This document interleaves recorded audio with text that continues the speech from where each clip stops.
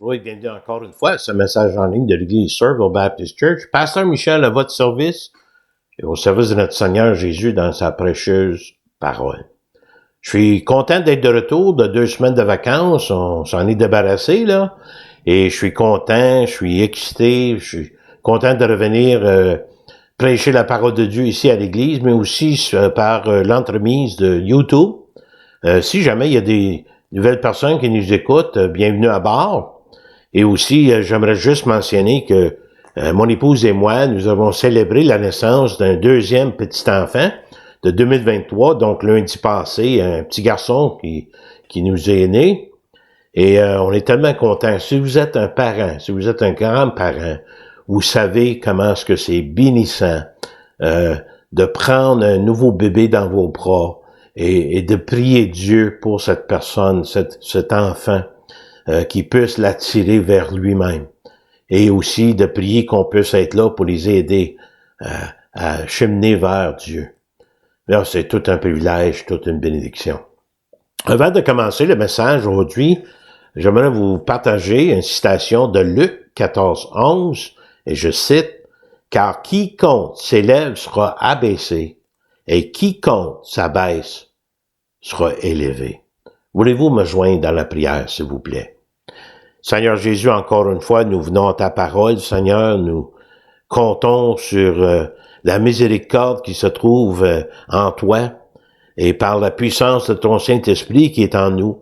On demande, Seigneur, que tu nous diriges, que tu nous donnes direction, mais instruction dans ta parole pour mieux te connaître, pour mieux te servir, pour mieux te glorifier.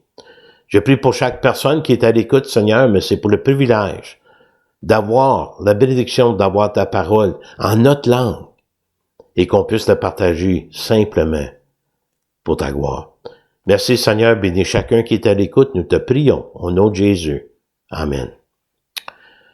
Le titre de notre message qui vient du psaume 51, « Pardonner et restaurer ». À travers de l'instruction dans les psaumes en tant que croyants en Christ, nous avons un rappel continuel de la miséricorde de Dieu qui nous est exposée. Et l'effet de confesser honnêtement nos péchés, ça qui devait être un processus continu de toute la vie, même après avoir reçu le pardon complet lors de la conversion, on confesse nos péchés qui sont déjà pardonnés dans le but de garder intacte notre communion avec Dieu.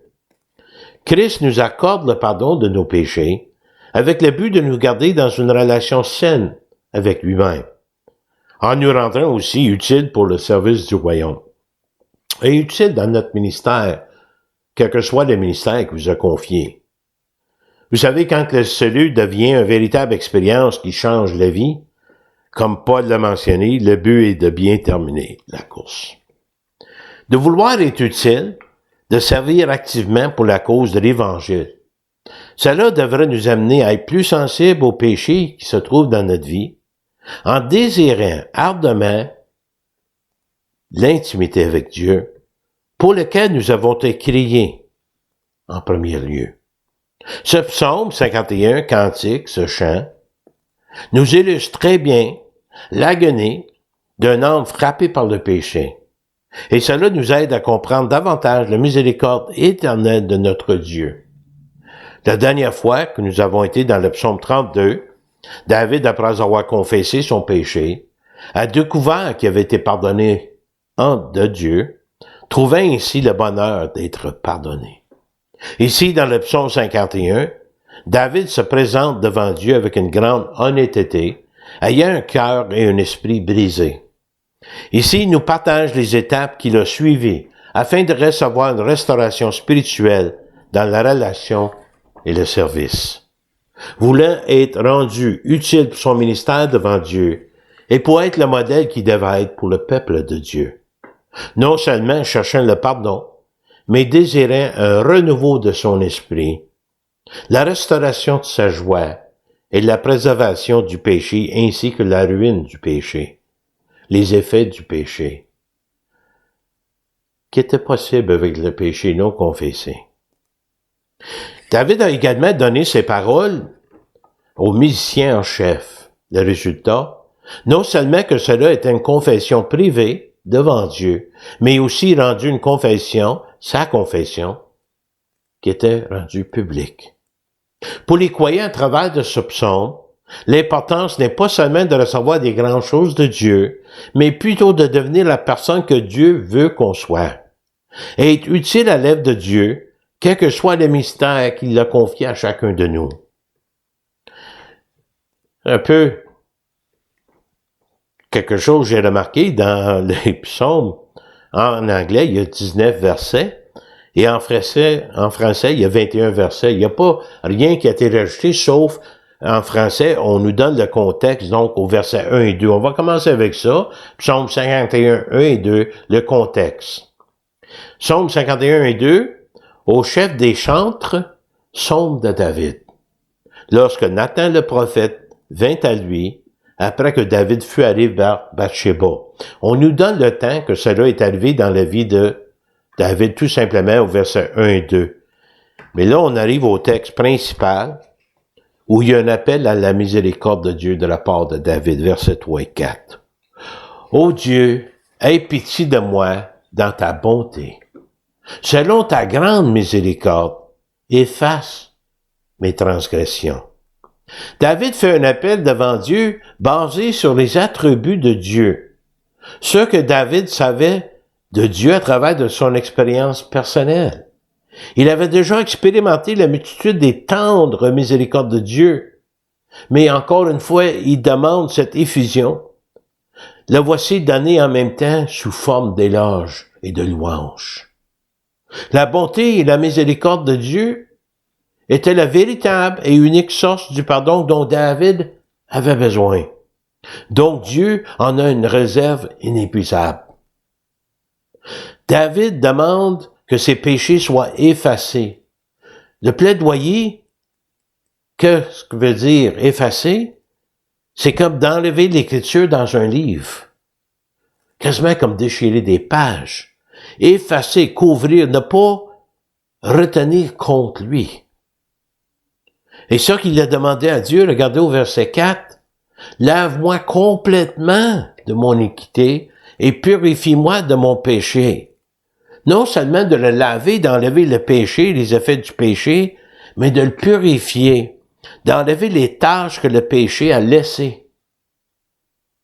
Vous savez, quand on vient devant Dieu pour demander pardon, soit que les gens sont trop fiers pour demander pardon, ou peut-être qu'ils se sentent trop coupables, ils sentent trop de culpabilité et ne pensent pas que cela est possible, parce qu'ils connaissent pas Dieu. Ils connaissent pas les attributs de Dieu. Il y en a qui pensent à Dieu comme un dictateur qui va punir aussitôt qu'il va découvrir le péché. Mais même pour les croyants, il y a un danger d'un orgueil spirituel, de ne pas vouloir admettre sa vraie nature, de croire cela n'est pas important, cher Dieu pareil, même si le péché est là. Mais malheureusement, il n'y a aucun désir de faire des changements, d'accepter le statu quo. Mais ici, nous allons voir les bénédictions de demander humblement, de confesser sa vraie nature, même se sentir insuffisant pour servir Dieu à cause de ce péché, de vouloir changer, de vouloir monter une autre coche à la recherche de la miséricorde et la grâce de Dieu.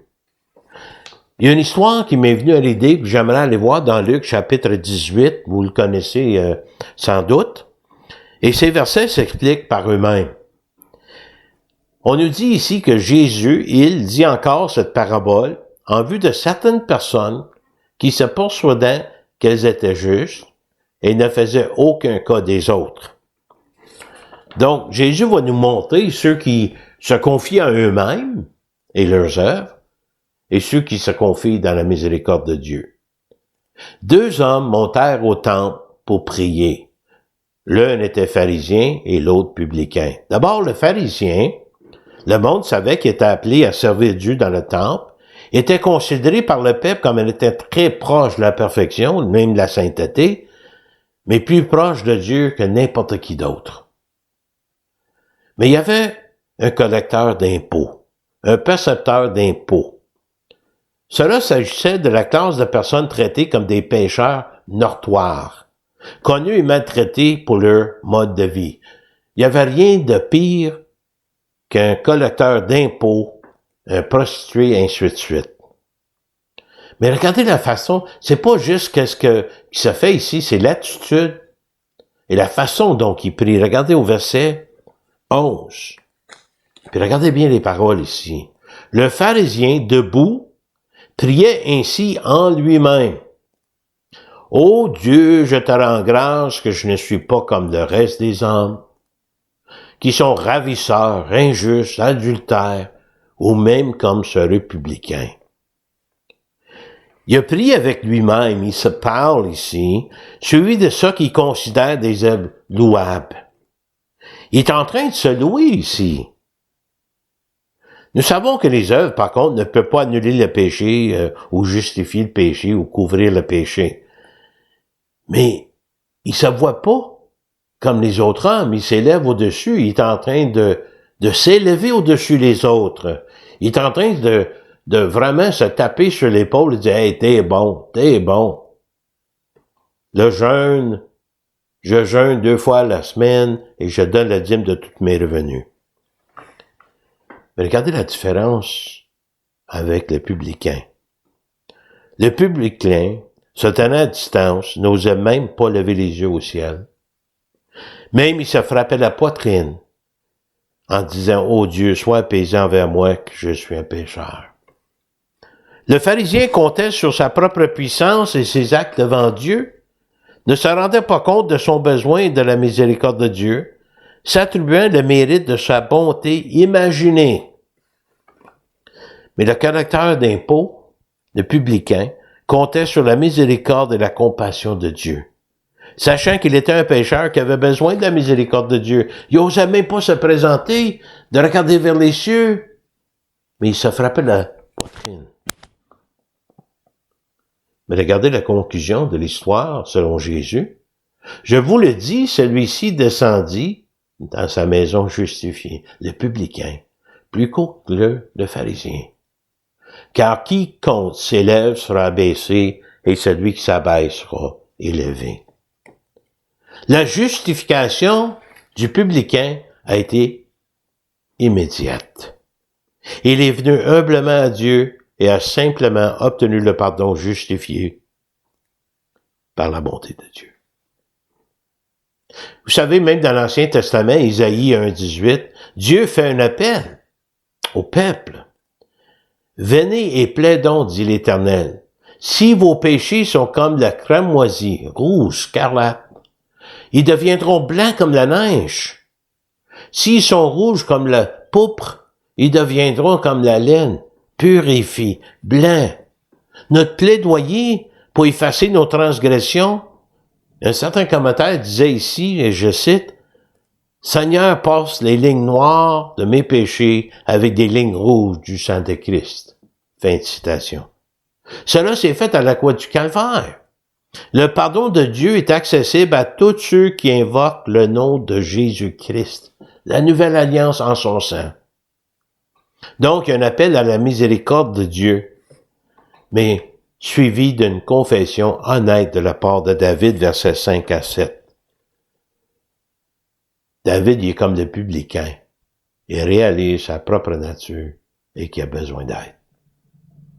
Car je reconnais mes transgressions et mon péché est constamment devant moi.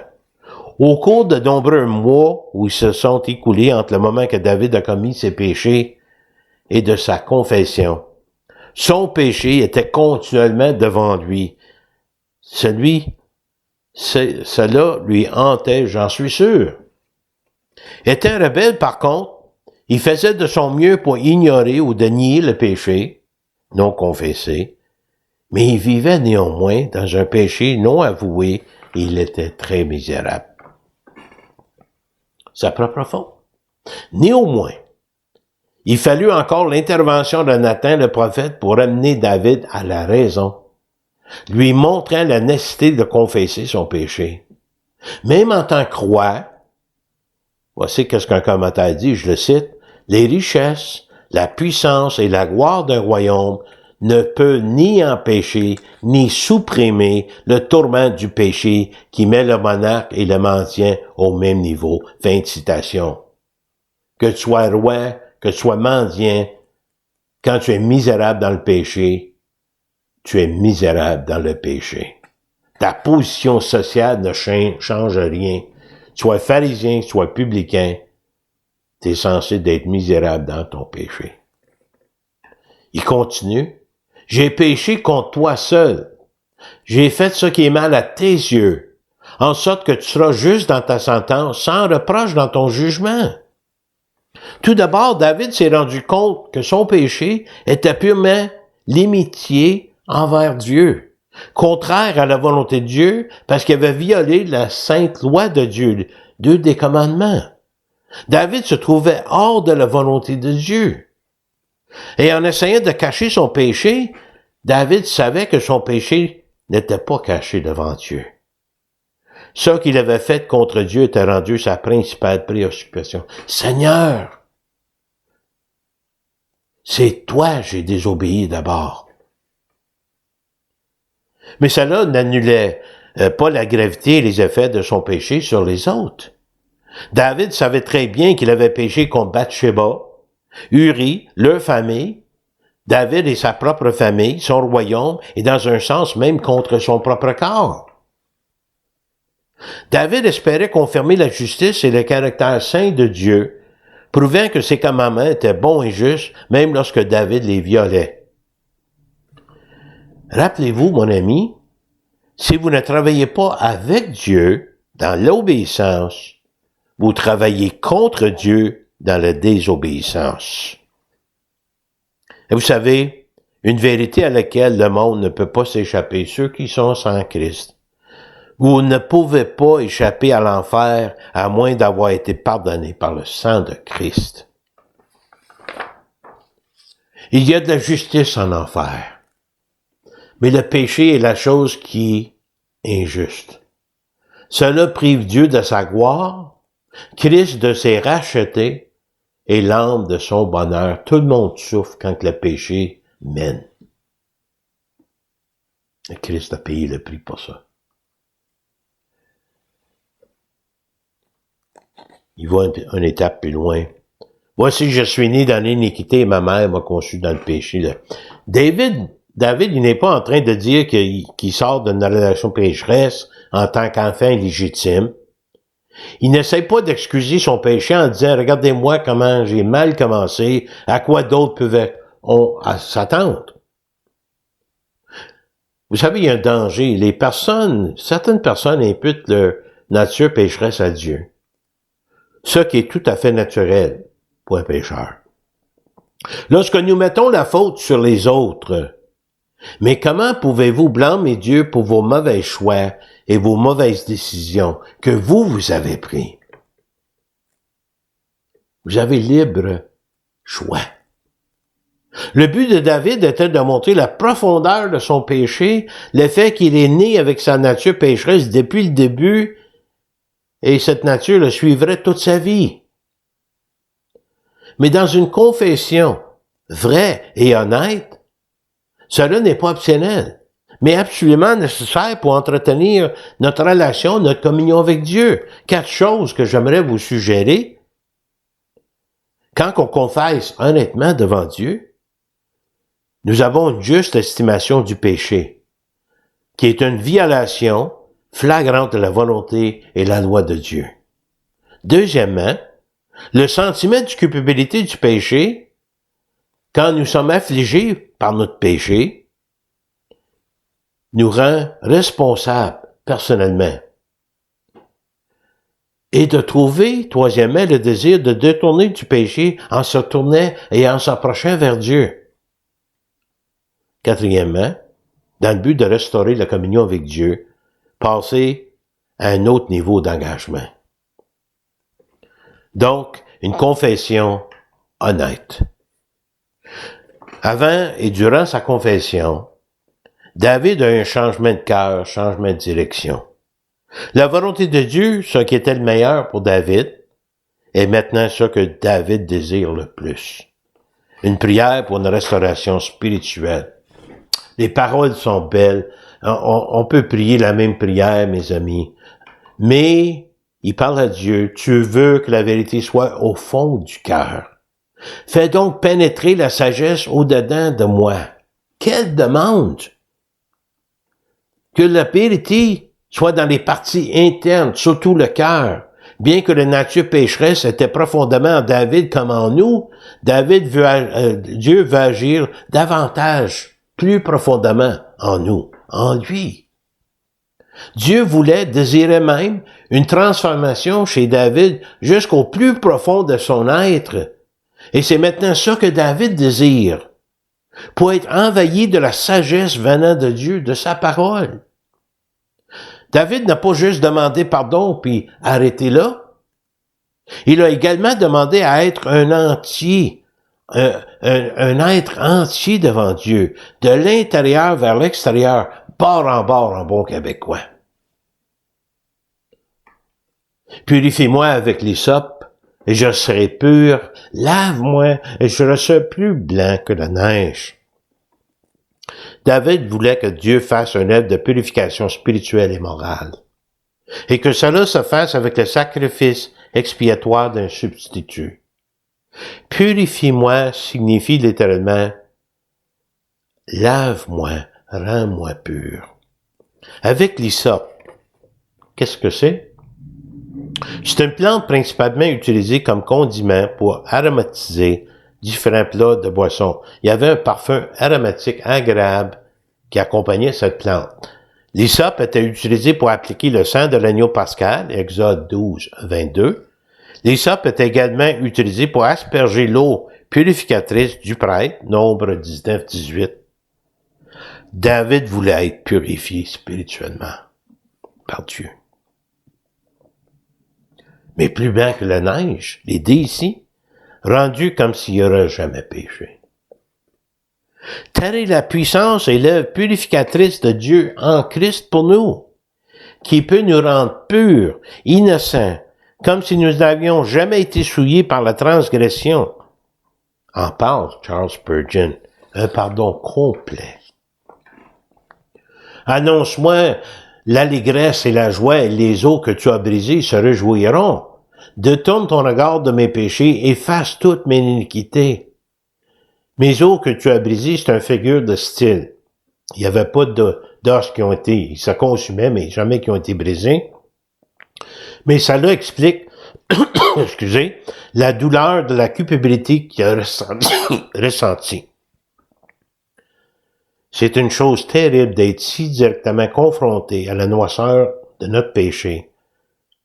Pourtant, de cette façon, Dieu veut que cela soit un prélude à la joie et le bonheur.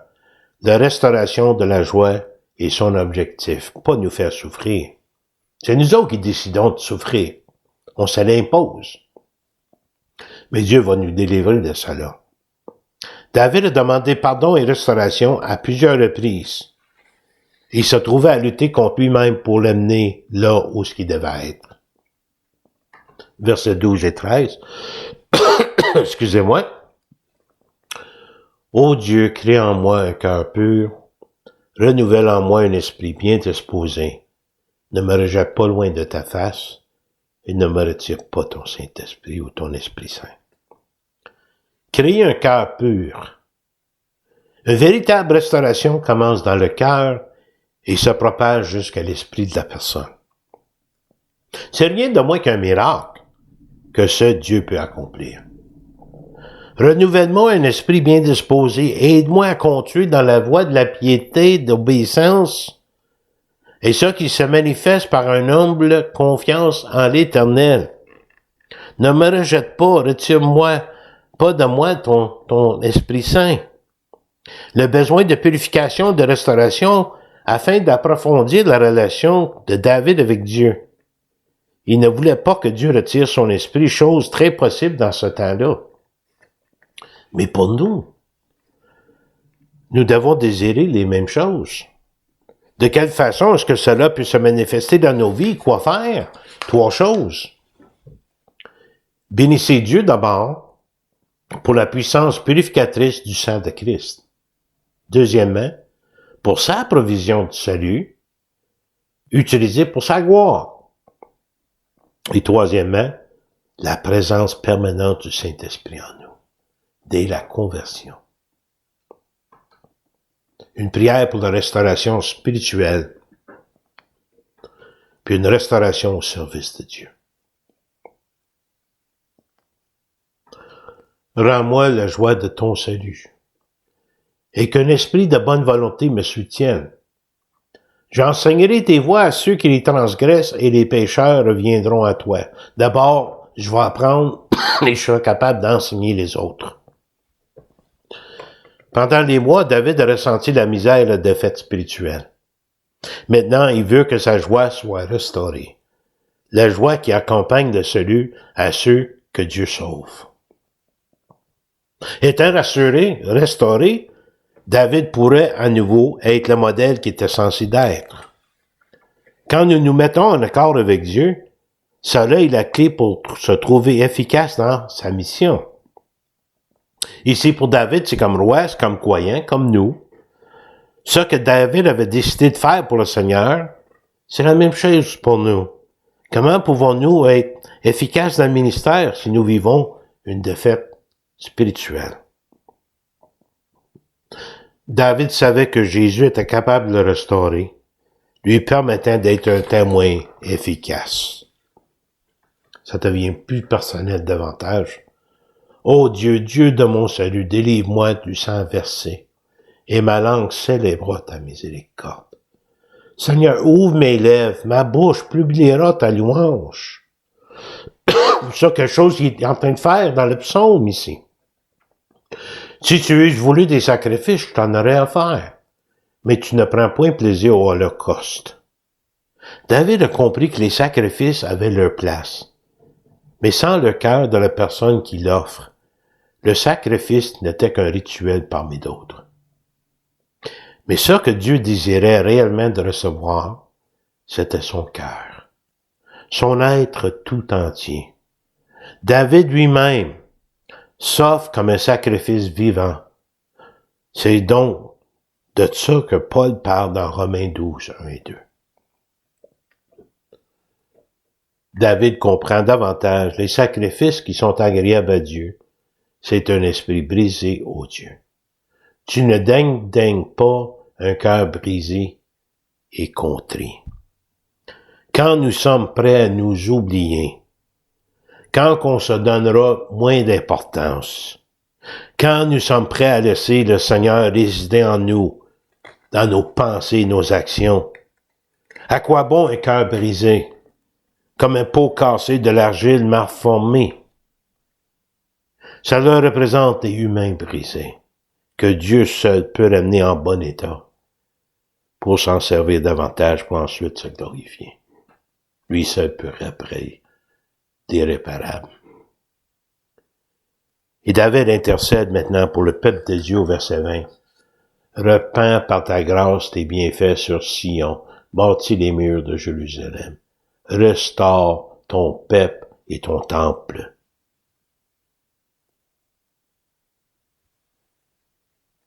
Une fois les problèmes du cœur de David résolus, ses sacrifices, l'ancienne alliance, étaient toujours pratiqués pour être de niveau acceptable devant Dieu, l'ombrage du sacrifice de Christ plus tard.